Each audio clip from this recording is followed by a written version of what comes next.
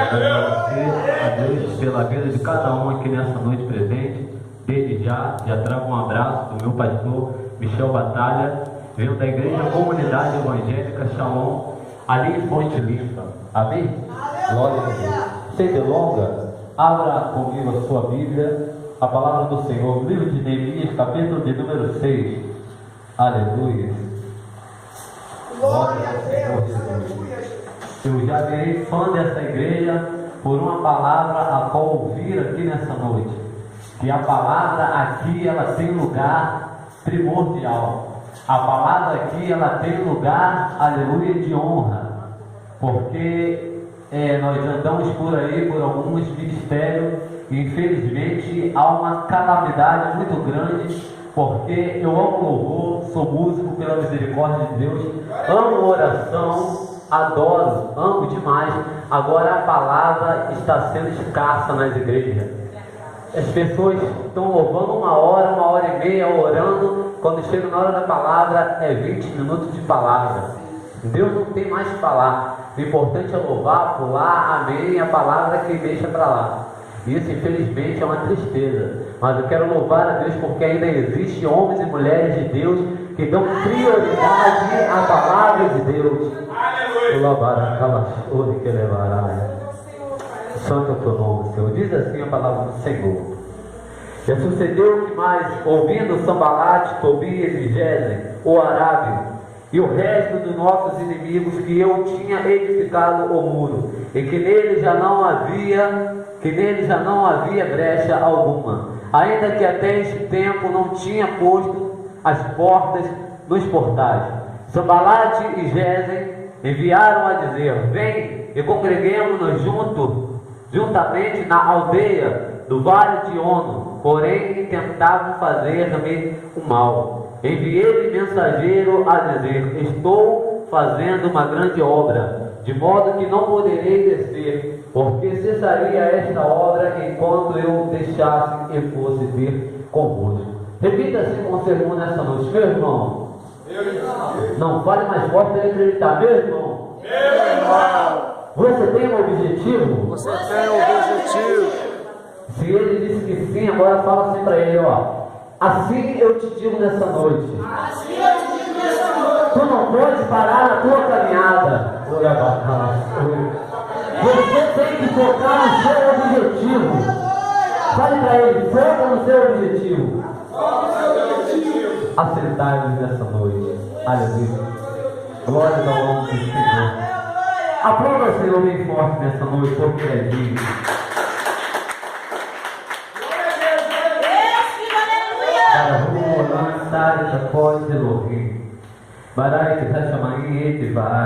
Benditas tu, eterno Deus. Fala com a tua igreja nessa noite. Usa-nos, Senhor, poderosamente como ferramenta, como instrumento para edificar a vida dos teus filhos, Pai.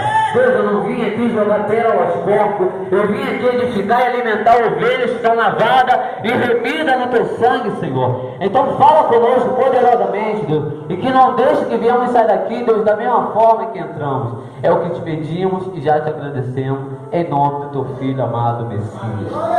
Aleluia. Oh, maravilha.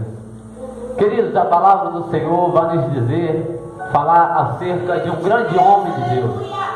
Um grande homem esse por nome chamado Neemias. Neemias, para quem não sabe, o significado do seu nome quer dizer Deus consola, ou Deus conforta, que dá tudo no meio. O interessante do nome de Neemias, eu não sei se alguns têm o conhecimento, que naquela época, na cultura judaica, os nomes eram colocados acerca de situações. A cultura judaica, a criança nascia e após 8 dias ela era levada até o templo, e ali essa criança judeia ela era circuncidada e logo após recebia-se o seu nome. Então, se você prestou atenção no que eu falei, Moisés, quando recebe o seu nome, Moisés significa aquele que é tirado das águas. Abraão, quando se troca o seu nome de Abrão para Abraão, significa pai de multidões. Isaac significa risos, felicidade, porque a sua mãe Rebeca disse: Deus me fez sorrir. E Neemias não vinha ser diferente. O seu nome é Deus é Consolação. Deus é Consolo. Aleluia. A história vai nos retratar de uma grande tribulação, de uma grande destruição. Se trata da cidade de Jerusalém. A cidade de Jerusalém, em hebraico, ela foi destruída após uma grande guerra que se levantou. Após um grande reinado de um bom rei por nome Ezequias, se levanta agora um reino babilônico que tinha por rei Nabucodonosor. Esse rei, ele veio entrar em confronto, aleluia, e ali derribou a cidade de Jerusalém. Quebrou tudo, quebrou o templo, derribou aquela cidade por completo. E veio aquela cidade a ficar em total ruína. Porque houve uma profecia pela boca do profeta Jeremias, que aquela cidade ia passar por um período de tempo, uma agonia. Eles iam passar por um estreito, por um período de tempo. Porém, Deus estava na situação. Porém, Deus estava controlando toda a sua trajetória. Quando Jeremias ele profetiza, ele fala: Deus está na limitação dessa trajetória. E ele falou que essa tribulação seria limitada. O que eu entendo por limitada, ela não é eterna. A sua aprovação, ela não é uma aprovação que não vai acabar nunca mais. Ela tem limite, porque na minha e na tua vida tem o controle do Todo-Poderoso. Aleluia. Então agora a história vai nos dizer que essa cidade, essa grande cidade, cidade de Deus, Jerusalém, ela é denominada como a cidade do Deus vivo, a cidade dos judeus. E a história vai dizer que Deus permite que essa cidade agora venha a ser derribada. Porém, Deus ele é misericordioso. Havia uma grande profecia sobre aquela cidade que dizia a Deus que se o meu povo me honrar nos meus mandamentos, se o meu povo seguir os meus preceitos, todo o povo estará juntamente. Todo aquele povo estaria junto e seria abençoado. Porém, se aquele povo se afastasse da lei de Deus, se aquele povo se afastasse do mandamento do Eterno, Deus iria dissipar aquele povo, iria espalhar aquele povo, e aquela cidade seria uma cidade digna de horrores, digna de zombaria, digna de vergonha. Aleluia! Mas Deus ele não quer ver ninguém na vergonha, não. Deus não fez ninguém para ficar cabisbaixo. Deus não fez ninguém para ficar triste. Deus não fez ninguém para ficar se lamentando. Porém, Ele nos prova, porque Ele quer ver até onde conseguimos ir sem a vontade dEle. Ele quer ver até onde nós iremos com a nossa conta própria, com a nossa autossuficiência. Muitas das vezes, Deus nos testa, aleluia, porque nós não somos nada sem Deus. Quando o Messias fala aos seus discípulos, ele fala: eu sou a videira verdadeira. João capítulo 15. Eu sou a videira verdadeira e o meu pai é o lavrador. Vós sois o ramo. Assim como o ramo sem a videira ela é morta, assim sois vós. Sem mim nada podeis fazer. Então Deus ele deixa bem clara a nossa dependência dele. E tem pessoas que infelizmente acham que alguma coisa sem Deus. Tem pessoas que acham que alguma coisa sem Deus, aleluia. E aquele povo, eles se auto-acharam suficiente ao ponto de querer abandonar a lei de Deus, ao ponto de querer se afastar do preceito do Eterno. Então Deus permite que o templo, que a cidade de Jerusalém venha a ser derribada. Mas Deus é tão misericordioso, porque a sua profecia disse que essa tribulação iria ser limitada. Então agora eles levantam um rei por nome Ciro, um rei da Pérsia, e esse rei é tomado e tocado pelo Espírito Santo, e ele agora promulga um edito, ele escreve um edito, ele fala: assim Deus tocou no meu coração, que seja restituída a cidade de Jerusalém. O lavarachando o revarai. Deixa eu te esclarecer o que Deus está falando na mensagem. Está chegando o tempo que Deus está dando término a essa provação que você está passando. Está chegando o tempo que Deus está falando: é hora da exaltação na minha igreja. O labarachando, revarai. Aqueles que pensaram que você iria morrer nessa provação, aqueles que pensaram que você ia ficar derrotado, assim diz Deus nessa noite: eu estou entrando com providência e estou reedificando a sua vida para a honra e a glória do nome dele. Oh, aleluia! Então esse rei, tocado pelo Espírito Santo de Deus, ele agora promulga um edito, aonde ele dá a liberdade do povo de Israel. O povo de Israel estava cativo na Babilônia. Agora esse rei, ele é tocado para libertar aquele povo, porque quando Nabucodonosor levantou guerra contra Jerusalém, ele levou cativo os israelitas, os moços, os mancebos, aqueles que eram mais fortes, que tinham vigor, que tinham força brutal para trabalhar. Eles levaram todo mundo e foram cativos os judeus. Mas a história vai dizer que o Ciro agora faz um edito, e como se não só libertasse aquele povo que estava cativo, ele agora dá uma nova ordem: todos os judeus que estão aqui nesse reino, vá e volte até a sua cidade, Jerusalém, e ali reconstrua toda essa cidade a qual foi derribada, porque lá está a casa do Deus vivo. Aleluia! A história é muito linda, que diz que quando os judeus começaram a voltar de Babilônia, era tanta gente que não deu para voltar somente uma vez. Foram 3 levas, foram 3 deportações de judeus. E numa dessas deportações se levanta um grande homem de Deus que vem a ser Neemias. No capítulo 1 você vai ver que Neemias está numa cidade por nome chamada Suzã. E Neemias está ali, de repente vem um moço, vem um dos seus irmãos que vem lá de Judá e vem visitar Neemias. E ele pergunta ao seu irmão como estavam os restos dos judeus a qual tinha sobrevivido.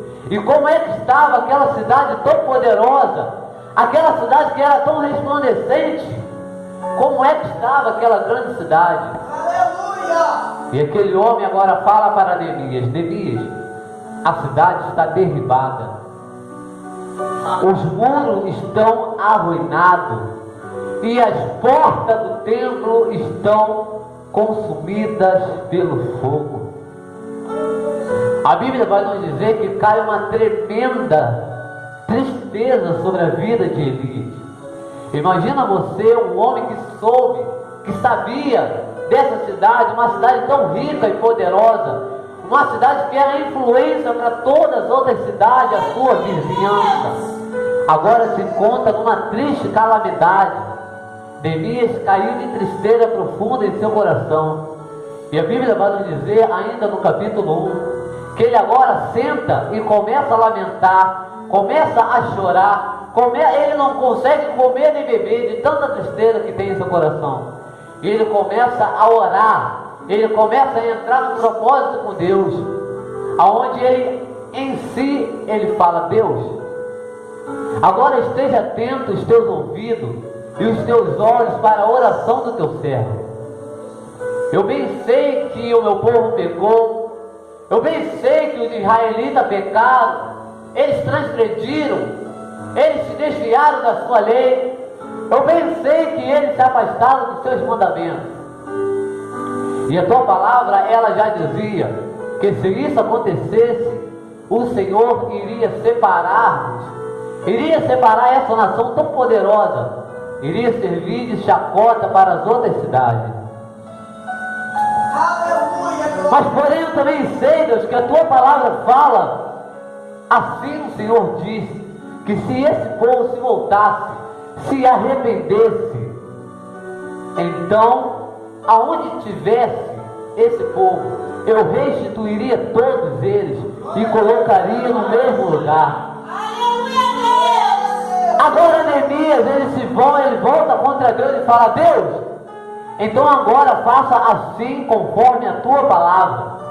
O Senhor falou que se o teu povo ele voltasse e se humilhasse, o Senhor os restituiria. Aí Deus agora Neemias serve agora de intermediário do povo de Israel e Deus. Porque ele fala para Deus: Deus, quão grande seria o motivo de desonra para ti se esse povo continuar na mesma situação que está. Lembra quando Moisés falou com Deus no Monte Sinai? Quando Deus estava ali falando com Moisés, e aquele povo fazendo aquela estátua, aqueles povos rebeldes, e Deus queria consumir todos eles. E Moisés falou para Deus: não, Deus, calma aí. Já pensou o que diriam os egípcios? Eles falariam: nós estamos certos. Certamente Deus tirou o povo de Israel do Egito para matar eles lá no deserto. Então não faça isso, Pai. E Moisés serviu de intermediário para com o povo de Israel e Deus. E Deus ouviu Moisés e falou: é verdade, Moisés, eu não vou fazer mais isso. Sabe o que é isso, meu querido? Isso é o poder da intercessão. Eu não sei se você tem conhecimento disso, mas quando você se levanta para orar pela vida de alguém, grande é o resultado que Deus atende, querido. Aleluia! Quando você se propõe em orar pela vida do teu irmão, da tua irmã, da tua família, de um drogado, de um morador de rua, a Bíblia fala assim: os meus ouvidos não estão agravados para que não possa ouvir o clamor do meu povo. Deus está ouvindo a cada clamor. Então Neemias serviu agora de mediador entre Deus e Israel, assim como Moisés serviu lá outrora, lá no passado. E ele fala: Deus, seria de muita vergonha para o Senhor.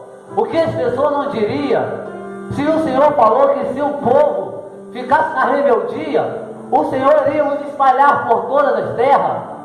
E assim fez.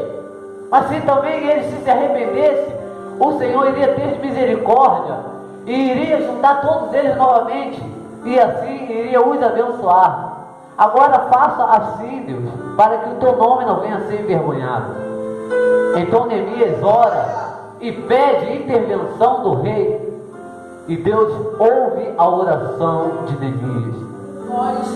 No capítulo de número 2, a Bíblia vai nos dizer, aleluia, no mês de Nissan, que quer dizer Abide, abril em hebraico, a Bíblia vai dizer que no reinado de rei Artaxerxes, Neemias era copeiro do rei.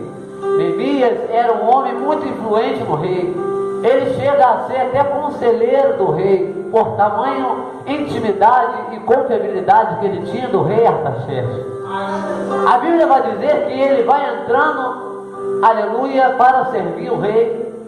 E então Neemias, com seu semblante desfalecido, com seu semblante triste, por conta de tudo que ele já tinha, aleluia, de tudo que ele houvera recebido de notícia daquele povo lá de Israel, lá de Jerusalém, Neemias agora não consegue esconder a sua tristeza. Era proibido. Existia, aleluia, uma lei na corte que ela proibia qualquer copeiro de entrar na presença real triste, infeliz.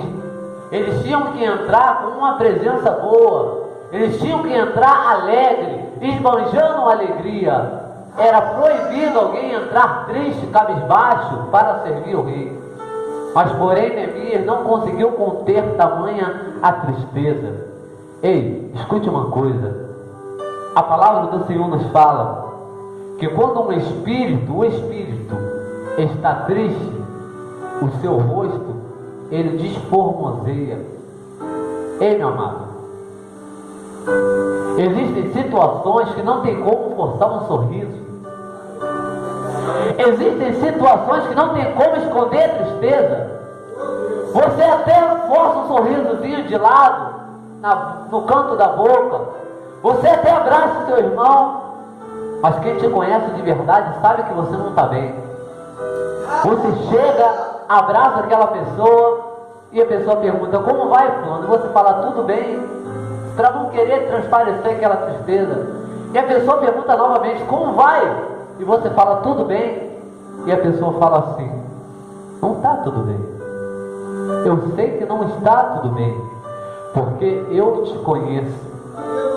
Você conhece o caráter, você conhece, aleluia, essa pessoa. Você sabe que ela é uma pessoa espontânea, ela é uma pessoa enérgica, ela é uma pessoa extrovertida, é uma pessoa alegre. Então essa pessoa, ela entra cabisbaixo na sua presença e você consegue notar que ela não está no seu normal. E o rei Artaxerxes diz a palavra do Senhor, diz a história que era uma pessoa capacitada e treinada para observar de longe e ver o semblante das pessoas. Meu irmão, não tinha como enganar aquele homem. Aquele homem, ele fazia uma leitura facial. Aquele homem, ele fazia o que podemos dizer de leitura fisionômica. Ele conseguia quebrar qualquer disfarce. Se Neemias quisesse esconder sua tristeza, ele não conseguia. O rei Artaxerxes de longe olhava e conseguia examinar e saber que não estava bem. Mas Neemias não precisou nem se dar força de querer esconder a tristeza, porque era tão grande e ele não conseguiu esconder, mesmo que quisesse. Então ele vem entrando para servir o rei Artaxerxes. E o rei de longe consegue notar a sua tristeza e pergunta: o que é que está acontecendo? Por que essa tristeza no seu semblante? Certamente você não está doente, então só pode ser essa tristeza do seu coração. Porque se alguém tivesse doente, ainda tinha uma vantagem, mas não estava. Ele estava saudável, mas o rei sabia que aquela tristeza que ele estava querendo esconder ocultamente era uma tristeza da alma, era uma tristeza do espírito. Porque imagina você, meu irmão, você que perdeu um ente querido recentemente, você que amava uma pessoa, você que tinha uma casa, essas enchentes que acontecem por aí em Minas Gerais, quantas casas sendo perdidas em derribamento. Imagina a tristeza dessas pessoas. Não é uma tristeza de perder qualquer coisa, de perder R$1, de perder alguma... Não, é uma tristeza grande. É uma luta, é uma história que construiu em cima de raça, em cima de vigor, em cima de tristeza, em cima de choro. É uma história que se perdeu. Imagina como não fica uma pessoa dessa. Ela não consegue se conter e ela se derrama em lágrimas. E a Bíblia fala que Neemias muito chorou às escondidas, se derramou em lágrimas, mas Deus estava vendo tudo lá do alto. Os anjos conseguiam contemplar tudo. Sabe por quê? A palavra do Senhor nos fala que os olhos do Senhor estão como chama de fogo. Ele contempla tudo que acontece aqui na terra. Ele contempla tudo que acontece na minha e na tua vida. Eu consigo esconder alguma coisa do homem, mas de Deus, não. De Deus eu não tenho como esconder nada. E Ele é aquele que contempla e sonda os nossos corações, esquadrinha os nossos pensamentos. E Deus, tendo conhecimento da total tristeza que havia no coração de Neemias, Ele agora toca no coração do rei Artaxerxes e manda que ele pergunta: o que é que está acontecendo? Ei, escute uma coisa. O rei, ele tinha total autoridade de mandar um dos soldados da sua corte mandar tirar Neemias da sua presença. Ele poderia falar: vem, tira Neemias da minha presença, acorrenta, aprisiona esse homem aí, porque é proibido alguém entrar na minha presença triste, não pode. Mas Deus tocou no coração dele e ele lança essa pergunta. Então Neemias fala: viva o Senhor, ó rei. Como poderia não estar triste eu, sabendo que a cidade a qual meus pais foram sepultados estão derribadas, e os portões do templo, os portões de Jerusalém, estão consumidos pelo fogo? Não era qualquer província, escute por favor, não era qualquer barraco, não. O lavaraçando revarai. Ei, meu irmão, se tratava da casa do Eterno, se tratava da casa do Todo-Poderoso. Se fosse da minha casa, tudo bem, eu construo outra, tá tranquilo. Se fosse da casa do meu irmão, também tudo bem, eu ajudo ele a construir, mas não, era a casa do Todo-Poderoso. Olavas que levarai, olavas revaras fúria. Ele, o templo de Jerusalém era de tamanha importância daquela cidade. Quem conhece a cidade de Shaulu, Israel, sabe que o centro cúmene, o central de Israel é Jerusalém. E o central de Jerusalém é o Beit Hamikdash, que quer dizer em hebraico o templo santo de Deus. Não se trata de qualquer coisa. Não se trata da cidade de Araruama. Não se trata do estado do Rio de Janeiro. Não se trata da importância do país do Brasil, não. Se trata da cidade morada do Deus Altíssimo. Neemias estava arrasado. E quando ele pergunta, quando ele fala expressando a sua emoção, quando Neemias fala transparecendo o seu amor pelaquela cidade, o rei é tocado de uma forma tão grande que agora ele vira e pergunta: o que é que eu posso fazer por você? O que é que você quer que eu faça? O que eu posso fazer por você? Aí eu te pergunto nessa noite: quanto de nós pediríamos qualquer coisa?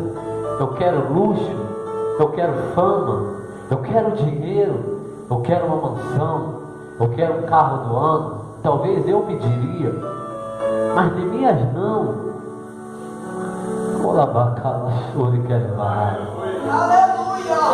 Ainda existem pessoas em nosso meio que se preocupam com as coisas do reino, pastor Edinho. É lá eu quero que levar a fúria, é mande o revassúria. Existem homens e mulheres que varai, orelha que vassúria, que necessitam que varai e se preocupa com as coisas do reino de Deus. Salomão, quando Deus desce na casa dele, um menino com apenas 8 anos, escute isso, um menino com apenas 8 anos, podia pedir tudo, bicicleta, moto, que nem havia ainda na época, um camelo do ano, uma carruagem linda, e Deus falou para ele: Salomão, o que é que você quer? E Salomão fala: Deus, eu tenho toda uma nação para governar, então eu te peço uma coisa: me dê sabedoria para que eu possa governar esse povo. Salomão não pediu algo supérfluo, não. Ei, Salomão não pediu qualquer besteira, não. Salomão pediu o essencial. Existem duas coisas totalmente diferentes. Existe algo que é essencial e existe algo que é supérfluo. O que é essencial? Essencial é a coisa mais importante que nós precisamos nessa vida, que é as coisas do reino. E o que é supérfluo, pregador? Supérfluo é qualquer outra bobeira que não vai edificar a minha e a tua vida, tá? É lavachura e quebarai. Qualquer coisa que não vai se edificar em nada é banal, é vão, é inútil. Qualquer coisa que não te edifique em nada. Então Neemias, assim como Salomão, Hanavi Salomão, ele pede algo importante. Ele fala: se for do agrado do rei, que eu vá lá em Jerusalém e reconstrua a cidade do Deus vivo. O rei é tão tocado por aquela palavra que ele consulta a sua esposa que está ao seu lado, a rainha. Então ele pergunta a Neemias: quanto tempo dará a sua viagem? E quando você voltará? Porque Neemias era um bom homem, Neemias era um bom copeiro, Neemias era um bom conselheiro. E o que nós temos que ter ao nosso lado são pessoas boas. Pessoas ruins que não valem nada. Falo vale nada no sentido não pejorativo, mas sim, meu irmão, aqueles que não estão para ajuntar, como disse o mestre Messias. Quem não ajunta, meu irmão, espalha. Quem não ajunta, para que você quer alguém do teu lado que não vai te ajudar a você ir para a glória? Olá, Rabacalações. Deus fala assim, ó, é bom que anda em dois, para que se um caia, o outro levanta. Eu te pergunto, já pensou se os dois caírem? Porque quando não tem discernimento é complicado. Quando o homem ele anda segundo o seu conceito, segundo a sua vontade, ele tropeça em pedra. Aleluia. É por isso que Deus fala: esteja o homem atento a tudo que faça.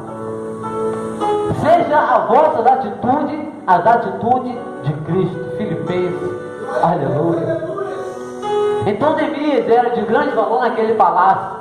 E o rei Artaxerxes, meu amigo presbítero Paulo César, ele se preocupa tanto com ele, e ele fala: quando é que você vai voltar? Então ele fala, ele dá um certo tempo, e o rei aprova aquela pergunta e aquele pedido dele. Mas Neemias é um homem prudente. Neemias não pensa somente nele, não. Neemias não pensa somente no seu capricho. Então ele pergunta, e ele pede: rei, se for possível, eu quero cartas para que eu leve até o rei, até o governador do Eufrates, para que quando eu chegue lá, ele não venha me barrerar. E outra, eu quero cartas para que eu dê a Asaf, aquele que é responsável pelas madeiras, porque eu vou precisar para as vigas da porta do templo. Escute uma coisa que eu já estou entrando agora.